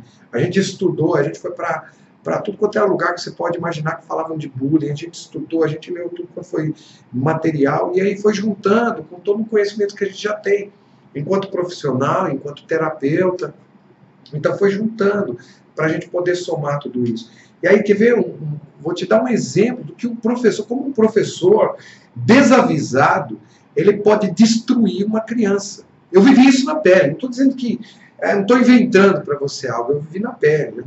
Minha filha passando dentro daquele processo, um processo difícil, um processo complicado, e num determinado dia, num determinado momento, o professor, a professora, né, quando termina a aula, a professora chama a minha filha, terminou a aula dela, chamou a minha filha na porta da sala de aula e disse para ela o seguinte: você não está vendo o que você está fazendo com seus pais? Você não percebe o que você está fazendo com eles? Eles estão sofrendo com isso. Olha o que você está fazendo. Então, a vítima se transforma em culpado. Sabe o que isso pode ocasionar na vida de uma criança? Senhores educadores, senhores pais, professores, diretores e todos que nos acompanham, você pode, neste momento, oferecer para a criança a possibilidade dela cindir com a realidade. Ela pode, naquele momento, sofrer um surto de pânico com ansiedade que ela vai sofrer naquele momento.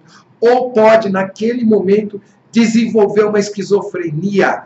E aí o nosso querido, e aí tem, olha, isso que eu estou te falando é porque a gente estudou muito sobre isso, né? E tem um cara que falou muito sobre isso lá atrás, foi quando criou o movimento da antipsiquiatria. Então ele traz para a gente uma informação muito importante, onde ele diz o seguinte: olha, a esquizofrenia pode ser causada pela relação do mais fraco com o mais forte, onde o mais forte oprime o mais fraco e transforma o mais fraco, a vítima, no culpado. E aí o peso é tão grande que ele tem duas saídas. Ou ele vai se tornar um esquizofrênico, ou ele pode buscar uma saída mais simples e mais rápida, que talvez tenha sido a saída que o menino buscou, o menino que a André, infelizmente, falava sobre. Né? Esse é o cuidado que a gente tem que tomar. Então, nesse ponto, Salgadinho, Luiz Gabriel Salgado, respondendo você, os educadores é algo muito sério, eles precisam pensar sobre isso, porque isso pode gerar uma questão civil, criminal, na sequência, claro, pode ou não pode? Né? Civil e criminal, sim. É muito sério isso, e também a gente não pode esquecer que essa responsabilidade civil e criminal também pode ser imputada aos pais, porque os adultos podem começar esse processo de bullying dentro da escola, com os professores, os coordenadores, os diretores, como o Freud disse, mas os pais também podem fazer isso em casa. Então, quando eles tomam atitude, por exemplo, ao contrário do que a Andréa colocou, né? A Andréa colocou da preocupação dela, que ela teve sempre em dizer para os filhos não responder com violência. Muitos pais fazem exatamente o caminho contrário, de dizer o seguinte: olha, olhou feio para você, bate. Não fique por menos, não seja humilhado, você tem que bater como se a força da criança fosse medida na violência dela, né? Então, os adultos, eles começam o processo do bullying na medida em que eles estimulam comportamentos e na medida em que eles colocam, imputam ao jovem, ao adolescente, um sentimento de culpa por estar fazendo algo com alguém que eles amam tanto, por exemplo, né? Então, isso é algo muito sério e envolve responsabilidade civil e criminal. Então, não é brincadeira. Por isso que eu disse que esse tema é um tema que envolve tudo isso. É um tema que envolve a nossa casa, que envolve a gente, que envolve família, envolve relacionamento de casal. Não estou falando de criança, não estou falando do futuro desse país. Luiz Gabriel Salgado. Perfeito, Frois. Muito obrigado por trazerem à tona essas questões. Sempre muito bom aprender com vocês. Sabe, eu acho que há um determinado momento em que a informação nos ajuda muito, né? Então a gente tem que trabalhar com essa informação.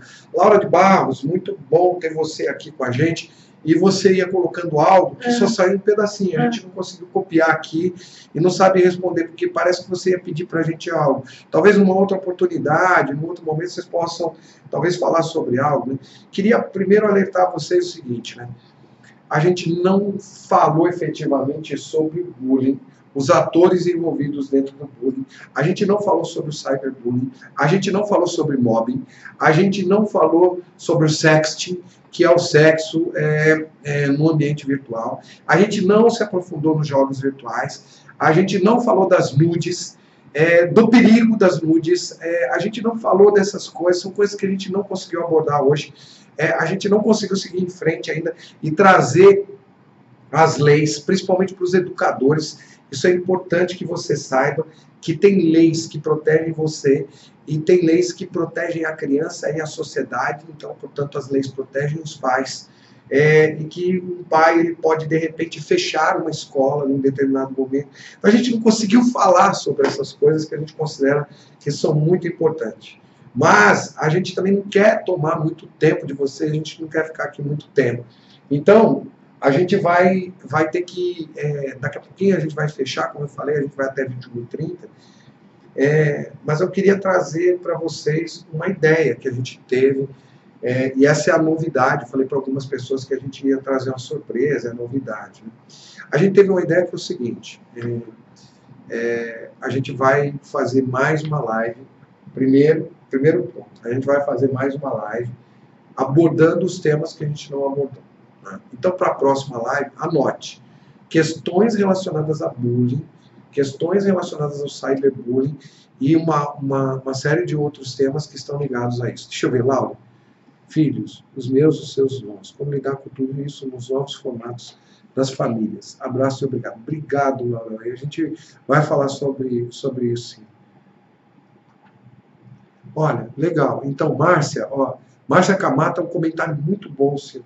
Márcia, a gente também não tem essas informações. Deixa eu dizer um comentário aqui. 2 comentários da Laura. Filhos, os meus, os seus, os nossos. Como lidar com tudo isso nos novos formatos das famílias. Abraço e obrigado. A gente vai falar sobre isso também. E a Márcia Camata está trazendo algo para a gente. Nós, como professores, erramos sim. Nós também, Márcia. A gente, como pai, sim, a gente também. Sim. A gente está junto. Mas eu acho que a gente não é que a gente erra, Márcia. Eu acho que a gente erra quando a gente se omite, quando a gente tem uma informação e a gente se omite, né? Eu acho que aí a gente está errando. A gente está errando por omissão, né? E eu acho que não está em nenhum professor, né? Eu não posso jamais imaginar que isso esteja no professor. Então eu acho que a gente tem uma falta de acesso à informação com qualidade, onde as fontes sejam ditas, que não seja uma brincadeira apenas. E eu acho que essas informações a gente foi buscar, eu fui buscar na dor, Márcia, eu fui buscar essas informações na dor, né? E eu sou um profissional que trabalha quase 18 anos trabalhando com pessoas, eu atendo em consultório, né? Então foi difícil para mim. E nesse momento eu contei muito com a Nessi dentro desse processo. A gente trocou muito, a gente trocou como pai, a gente trocou como profissional. Então foi muito importante para a gente, né? Esse movimento, né? Então eu acho que nunca é suficiente a informação que a gente tem. Então eu acho que o conhecimento nos liberta, né? O conhecimento dá para a gente grandes possibilidades e traz para a gente também grandes reflexões. E é por isso que a gente se comprometeu dentro dessas lives a trazer essas informações. Então eu não vejo que a gente está errando. Eu acho que falta para a gente instrumento, ferramenta. Eu sei também, uma outra coisa que você acaba de colocar aí, são em média 35 alunos por sala, com 45 minutos de aula, 6 aulas por período. Eu sei que a nossa vida, ela é muito corrida e que a vida do professor é uma vida muito difícil. Então eu entendo que as escolas, elas deveriam Na verdade, o ensino deveria ser de uma outra forma. Mas o que a gente tem é isso, né? É isso que a gente tem hoje. E a gente não quer, de maneira nenhuma, aqui colocar um culpado. Não, a gente quer, muito pelo contrário, que a gente quer trazer assim, qual é a responsabilidade de cada um de nós. E por isso nós estamos promovendo essa discussão. Então, como é que a gente vai ampliar o nosso conhecimento? E como é que a gente vai fazer para trabalhar com esse cansaço todo que a gente tem? Porque eu imagino, eu não posso dizer que eu conheço a sua realidade, mas eu imagino a sua realidade. E nesse momento me alinho com você e sua dificuldade. Então eu sei que não é nada simples, não é nada fácil. Assim como não é simples, não é fácil para os pais. E por isso que a gente teve a ideia de expandir, de trazer uma nova live com esse tema. Sim. E depois, talvez a gente faça ainda uma outra live, ainda com esse tema, porque ele é um tema amplo. E aí uma coisa que a gente quer fazer na sequência também, a gente quer formatar algo, né? Então essa é a nossa ideia, é formatar e oferecer para os pais e para todos os interessados algo que tenha muito mais profundidade, né? Que não seja só uma live. Então a gente tem pensado muito nisso e a gente está trabalhando nesse sentido. E são essas lives que vão nos ajudar, de fato, a criar isso também. Isso é uma forma que é a maneira como a gente quer colaborar com esse tema e colaborar com tudo isso, né? Mais duas colocações. Nudes também tem sido um grande, professora Bárbara, nudes também tem sido um grande problema nas escolas, adolescentes e pré-adolescentes, perdi. Né? Eu também saio. Acabei perdendo. Os adolescentes têm vivido isso e a gente sabe que eles estão vivendo isso, né? E aí a gente sabe também que muitos pais também têm sofrido com isso. Então a gente quer falar mais sobre essas coisas, né? E até dizer o seguinte, por que será que eles precisam disso? Por que será que eles estão querendo isso, né? Como será que eles querem, o que será que eles querem com isso? Então, Márcia Camata e professora Bárbara e demais professoras que estão nos acompanhando, nós vamos nos entregar aqui nessas lives que vêm pela frente, nesses nossos encontros. Talvez a gente faça um framework que é um trabalho mais fechado, só para um grupo que se interessa inicialmente, e a gente quer fazer isso para poder criar mais condições, né? Para criar mais condições. Eu acho que esse é o nosso papel aqui, né? A Alice quer colocar algo mais? Quer falar eu quero. Eu não queria finalizar, mas eu vou falar algo para finalizar. Eu ficaria aqui a noite inteira falando, mas eu queria dizer algo que eu acho que vai ao encontro do que todos os que fizeram comentários falaram, e também para a professora Márcia Camata, né? Eu queria dizer assim, usando o exemplo que o Frois deu, o próprio exemplo que ele viveu e que eu acabei me envolvendo nele, eu queria dizer o seguinte, né? Ele viveu na pele essa questão. Eu não vivi na pele essa questão, no sentido de que também sou mãe de duas adolescentes, eu não passei por isso, mas o que me fez me envolver nessa questão, tirando o carinho, o amor que eu sinto por ele, pela mãe das meninas e pelas meninas, tirando isso, o que me fez me envolver tanto com isso e me debruçar junto com ele nesse projeto, nesse trabalho que me faz estar aqui agora, é justamente a questão da empatia, é me colocar no lugar do outro, é saber que eu tenho duas filhas, é saber que eu conheço pessoas que têm filhos, é saber que eu conheço outros adolescentes, outras crianças, e que isso pode acontecer com qualquer um a qualquer momento. E principalmente quando a gente acompanha de perto, que os professores fazem também, eles acompanham, eles vivenciam essas situações de perto, é saber e sentir o quanto essas questões vão acompanhar essas pessoas para o resto da vida, né? Hoje a gente atende em consultórios pessoas que vivem conflitos, já estão numa idade adulta, vivem conflitos, não conseguem se posicionar profissionalmente, socialmente, numa relação afetiva, e quando você vai atrás da origem disso, você muitas vezes encontra situações onde essa pessoa sofreu bullying, algum tipo de perseguição. Então, a gente percebe que essa pessoa leva isso para o resto da vida, né? Então, quando a gente coloca a empatia, quando a gente olha para alguém que está sofrendo uma situação dessa e diz assim, puxa, essa pessoa não precisaria estar passando por isso, não precisaria carregar essa questão e nem as cicatrizes que vai carregar com certeza, a gente tem um olhar diferenciado, a gente vence muitas coisas. Então, a gente vence obstáculos, a gente vence impedimentos, e muitas vezes a gente vence aí o cansaço até de luta no sistema que já está colocado, né? Que já existe aí uma cultura de se repetir um comportamento educacional. Isso também cansa, né? Não é só a sala de aula com 45 alunos, é todo um sistema, e é difícil, a gente cansa de nadar contra a corrente, né? Então, mas quando a gente coloca a empatia, quando a gente coloca um olhar amoroso para essas pessoas que sofrem, não importa se são os agressores, as vítimas, os observadores, quando a gente coloca essa lente amorosa nessas pessoas, e nos pais, e nos professores, e em todos os profissionais, e todas as pessoas envolvidas direta e indiretamente, a gente consegue realizar um trabalho e modificar essa situação. Bom, eu quero finalizar dizendo que eu acredito no humano. Esse é algo que está dentro da minha missão, daquilo que eu busco para mim, enquanto profissional, enquanto pai, enquanto amigo, enquanto tudo. Eu acredito no humano e acredito na transformação que o humano pode realizar, né?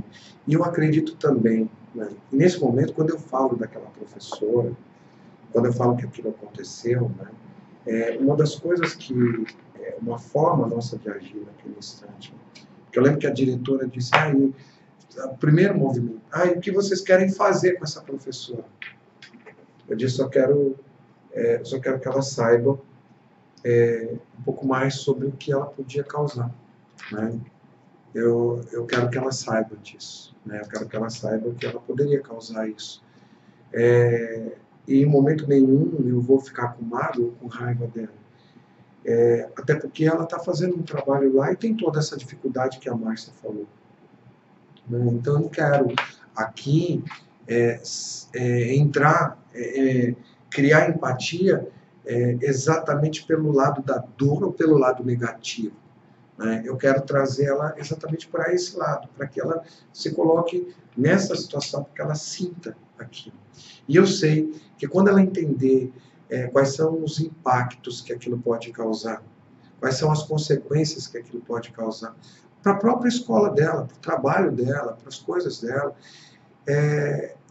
isso vai ser um mobilizador. Mas talvez o maior mobilizador para ela seja o impacto que aquilo pode causar na vida de um ser humano. E ali, eu tenho certeza de que ela, enquanto mãe, tudo vai mudar, né?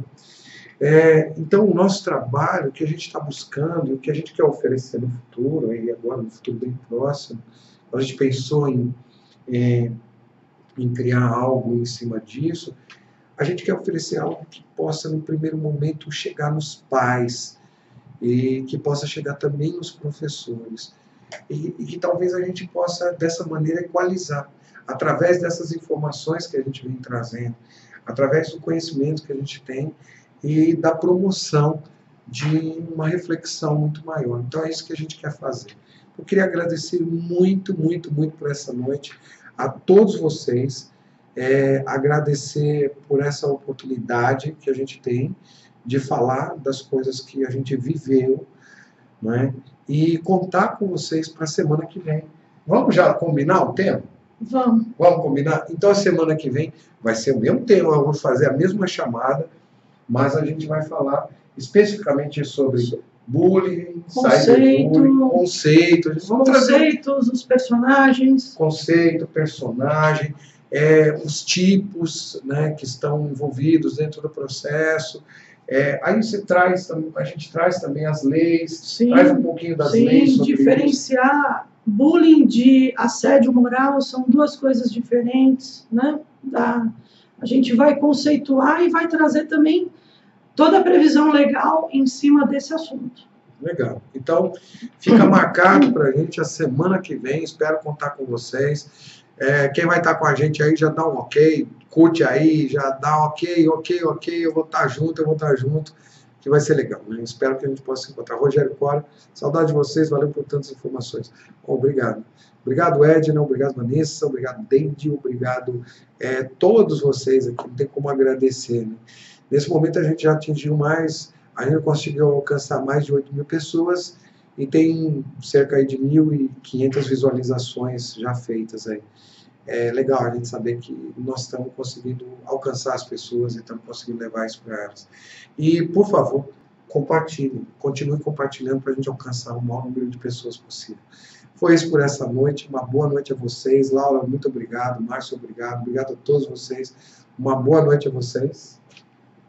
Boa noite, obrigada mais uma vez pela oportunidade e a gente se vê na semana que vem.